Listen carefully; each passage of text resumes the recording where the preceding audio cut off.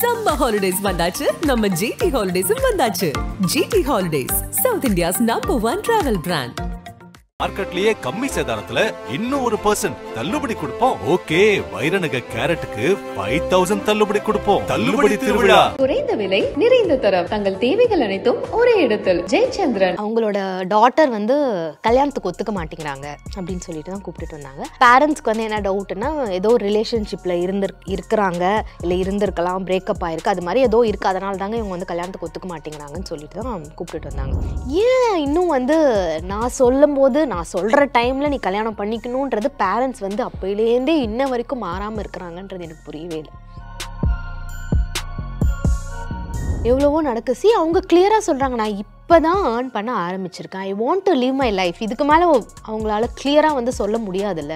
ஏன் அந்த ஸ்பேஸ் வந்து பேரண்ட்ஸ் வந்து தரமாட்டேங்கிறாங்க? இப்பயும் வந்து கல்யாணத்துக்கு மட்டும் இல்லை சார், தனக்கு பிடிச்ச படிப்பை படிக்கிறதுக்கு, ஓகே, தனக்கு விருப்பமாக ஒரு பிஸ்னஸ் செய்யணும் அப்படின்னு சொல்கிற கிட்ஸாக இருக்கட்டும், இன்னமும் பேரண்ட்ஸ் வந்து தடைகள் போடுறாங்க.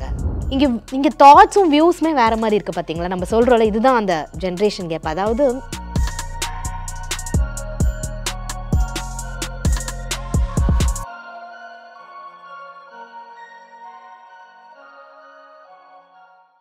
நக்கீரன் நேயர்களுக்கு வணக்கம். நான் விஜய் ஹரிஹரசுதன், பேரண்டிங் கவுன்சிலர் ஆஷா பாக்கியராஜ் அவர்கள். அவங்க எடுத்த பல கவுன்சிலிங் பற்றி ஒவ்வொரு எபிசோட்லையும் பேசிகிட்டு இருக்காங்க. இன்றைக்கும் அதே மாதிரி ஒரு கவுன்சிலிங் பற்றி தான் பார்க்க போகிறோம். வணக்கம் மேடம். வணக்கம் சார். இன்றைக்கி எந்த கவுன்சிலிங் மேடம்? அவங்களோட டாட்டர் வந்து கல்யாணத்துக்கு ஒத்துக்க மாட்டேங்கிறாங்க அப்படின்னு சொல்லிட்டு தான் கூப்பிட்டுட்டு வந்தாங்க. பட் பேரண்ட்ஸ்க்கு வந்து என்ன டவுட்னா, ஏதோ ரிலேஷன்ஷிப்பில் இருக்கிறாங்க, இல்லை இருந்திருக்கலாம், பிரேக்கப் ஆயிருக்கு, அது மாதிரி ஏதோ இருக்குது, அதனால தாங்க இவங்க வந்து கல்யாணத்துக்கு ஒத்துக்க மாட்டேங்கிறாங்கன்னு சொல்லிட்டு தான் கூப்பிட்டுட்டு வந்தாங்க. 22 இயர்ஸ் அவங்கள பொறுத்த வரைக்கும் 22 இயர்ஸ் வந்து இது ரொம்ப ஏர்லி. மேரேஜுக்கு வந்து I am not ready. Okay, எனக்கு வந்து நான் இப்போ தான் சம்பாதிக்க ஆரம்பிச்சிருக்கேன். நான் இன்னும் நிறைய எக்ஸ்ப்ளோர் பண்ண வேண்டியது நிறைய இருக்குது. என்னோடய வேலையில் எனக்கு இதுதான் கோலுன்றதுலாம் இருக்குங்க.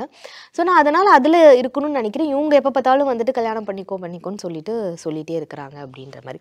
ஸோ அதை தவிர்த்து வந்து ரிலேஷன்ஷிப்லாம் இருக்கா அப்படின்னு சொல்லிட்டு நம்ம பேசணும் அப்படின்னா, அது மாதிரிலாம் உங்களுக்கு எதுவும் இல்லை. பட் எனக்கு ஃப்யூச்சரில் யாராவது பிடிச்சிருக்கு அப்படின்னா ஆப்வியஸாக நான் அதுக்கு எஸ்ன்னு சொல்லிட்டு நான் அதுலேயும் போகிறதுக்கு இருப்பேன். இவங்க சொல்கிறவங்கள தான் கல்யாணம் பண்ணிக்கணுன்றது கிடையாது எனக்கு அப்படின்றது அதையும் ஓப்பனாக தான் சொல்கிறாங்க.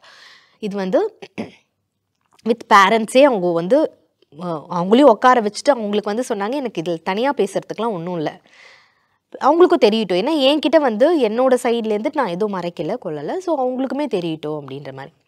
அகெயின் இங்கே வந்து யார் கவுன்சிலிங் கொடுக்கணும்? நான் வழக்கம் போலதான் நம்ம நிறைய அந்த எபிசோட்ஸ்லையும் பேசியிருக்கோம். கல்யாணத்துக்கு அப்புறம் வந்துட்டு எனக்கு அந்த கல்யாணத்தில் நாட்டம் இல்லைன்னு சொல்லிட்டு கவுன்சிலிங் வரவங்களுமே நிறைய பேர் இருக்கிறாங்க. ஓகே, ஏன் இன்னும் வந்து நான் சொல்லும் போது நான் சொல்கிற டைமில் நீ கல்யாணம் பண்ணிக்கணுன்றது பேரண்ட்ஸ் வந்து அப்போலேருந்தே இன்ன வரைக்கும் மாறாமல் இருக்கிறாங்கன்றது எனக்கு புரியவே இல்லை. அண்ட் 22 இயர்ஸ்ன்றது I also think that it is little early. Okay, but அவங்க சொல்கிற காரணம் வந்து உலகம் ரொம்ப கெட்டு போயிருக்கு, இவன் நாளைக்கு யாரையாவது லவ் பண்ணிட்டுலாம் வந்தானா நாங்கள்லாம் அதுக்கெல்லாம் ஒத்துக்க மாட்டோம், நாங்கள் எங்கள் ஃபேமிலியோட ரெப்புடேஷன் போயிடும், சொசைட்டியில் ஏதாவது பேசுவாங்க பண்ணுவாங்கன்னு. சரி, நீங்கள் விருப்பம் இல்லாமல் இப்போ கல்யாணம் பண்ணி வச்சுட்டு நாளைக்கு உங்களோட டாட்டரே வந்துட்டு எனக்கு பிடிக்கலன்னு வந்துட்டாங்கன்னா அது மட்டுமா? வேறு ஏதாச்சும் முடிவுகள் வாய்ப்புகள் இருக்குல்ல? எவ்வளவோ நடக்குச்சு. அவங்க கிளியராக சொல்கிறாங்க, நான் இப்போ தான் ஏர்ன் பண்ண ஆரம்பிச்சிருக்கேன், I want to live my life. இதுக்கு மேலே அவங்களால கிளியராக வந்து சொல்ல முடியாதுல்ல. ஏன் அந்த ஸ்பேஸ் வந்து பேரண்ட்ஸ் வந்து தரமாட்டேங்கிறாங்க? ஓகே, வந்து எனக்கு தெரியல இது வந்து பட் அவங்களோட பாயிண்டில் அவங்க வந்து கரெக்டாக இருக்கிறாங்க. ஓகேங்களா? அதாவது I am talking about the daughter. ஆனால் இங்கே வந்து ஸ்டில் பேரண்ட்ஸ் வந்து என்ன தான் மேம், இல்லை மேம், நீங்கள் ஒரு செஷன் ஒரே அவங்களுக்கு செஷனே தேவையில்லை சார், நான் ஒரு செஷன்லேயே உங்ககிட்ட கிளியராக சொல்லிட்டு அவங்களுக்கு கொஞ்சம் ஸ்பேஸ் கொடுங்க. ஓகே, அவங்களுக்கு எப்போ வந்து ஷீ இஸ் ரெடி அப்படின்றத அவங்க சொல்கிறாங்களோ அப்போ வந்துட்டு நீங்கள் கல்யாணம் பண்ணி வைங்க. அதுக்குள்ளே உங்களுக்கு யாராவது போயிடுச்சுன்னா நம்மளால் ஒன்றும் செய்ய முடியாதே. இது வந்து we cannot predict future also. Okay, நம்ம போன எபிசோடில் பேசினோமே, ஃப்யூச்சரை கெஸ் பண்ணுறது எல்லாம் அந்த பவர்லாம் எல்லாருக்கும்லாம் வராதில்ல. கரெக்ட். ஸோ விடணும். இப்பயும் வந்து கல்யாணத்துக்கு மட்டும் இல்லை சார், தனக்கு பிடிச்ச படிப்பை படிக்கிறதுக்கு, ஓகே, தனக்கு விருப்பமாக ஒரு பிஸ்னஸ் செய்யணும் அப்படின்னு சொல்கிற கிட்ஸாக இருக்கட்டும், இன்னமும் பேரண்ட்ஸ் வந்து தடைகள் போடுறாங்க. ஓகே, மொத்தத்தில் அந்த பொண்ணு என்ன தான் கேட்குது அவங்க பேரண்ட்ஸ்கிட்ட?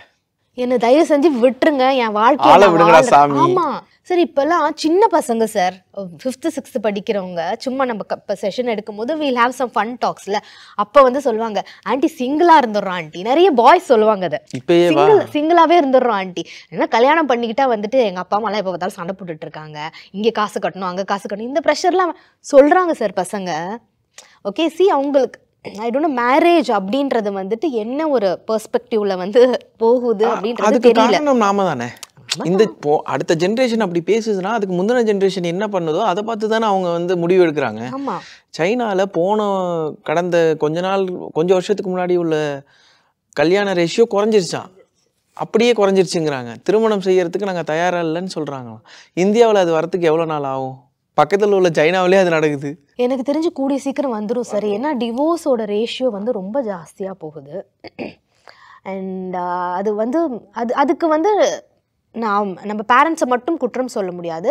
இப்போ இந்த ஜென்ரேஷனில் இருக்கிற மோஸ்ட் ஆஃப் த வளர்ந்த பிள்ளைங்களும் சரி, கல்யாணம் ஆனவங்களும் சரி, பொறுமைன்றதே கிடையாது. எல்லாமே அவங்களுக்கு டக்கு டக்கு டக்கு டக்குன்னு நடக்கணும்.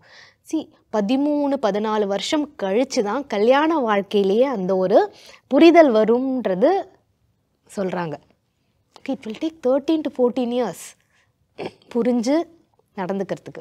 இல்லை அந்த இதுதான், இந்த சிஸ்டத்தை வந்து இந்த சிஸ்டம் புரிஞ்சுக்கணும், இந்த சிஸ்டத்தை வந்து அந்த சிஸ்டம் புரிஞ்சுக்கணும், ரெண்டுமே நடக்க மாட்டேங்குது சார். அதனால தான் பயங்கர அந்த ஜென்ரேஷன் கேப்புன்றது நம்ம கிராண்ட் பேரண்ட்ஸும் கிட்ஸும் சொன்ன காலம் போய் இப்போ பேரண்ட்ஸும் கிட்ஸுக்குமே அந்த ஜென்ரேஷன் கேப் வந்துருச்சோன்றது என்னோட ஃபீல். இல்லை ரொம்ப சீக்கிரமாகவே நாங்கள் சிங்கிளாக இருக்கணும்னு சொல்கிறதுனா இவங்க எந்த மனநிலையில் வந்து நடந்துக்கிறாங்க அப்படின்னு ஒன்று இருக்குது.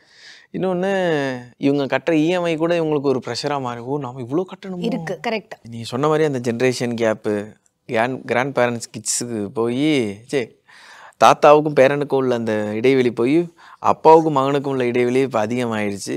இன்னொரு விஷயம், இப்போ அந்த பொண்ணு இருக்காங்கல்ல, அவங்க எப்போ தான் கல்யாணம் பண்ணணும், தான் வந்து அவங்களுக்கான ட்ரீம் உங்கள்கிட்ட சொல்லியிருப்பாங்களே.